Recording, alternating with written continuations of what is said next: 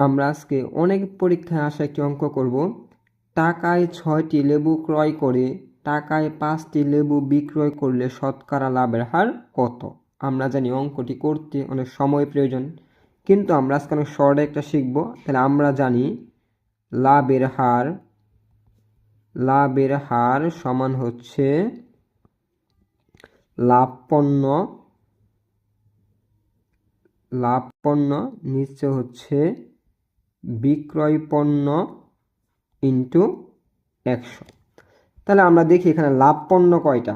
আমরা এখানে দেখা যায় ক্রয় করেছি 6টি, বিক্রয় করেছি 5টি, তাহলে লাভ পণ্য থাকে 6 বিয়োগ 5 সমান হচ্ছে 1টি, এ হচ্ছে 1। আর বিক্রয় পণ্য বিক্রয় করেছি 5টি, এ হচ্ছে 5 ইন্টু হচ্ছে 100। তাহলে 5 দিয়ে 100 কাটলে হচ্ছে 20, এ হচ্ছে 20, আমাদের 20%। তাহলে আমরা পাই লাভের হার হচ্ছে 20%। অতএব লাভের হার 20%। এখন আমরা নিজেরা একটি অঙ্ক করে কমেন্টে উত্তর দিব। টাকায় 3টি লেবু ক্রয় করে টাকায় 2টা লেবু বিক্রয় করলে লাভের হার কত %?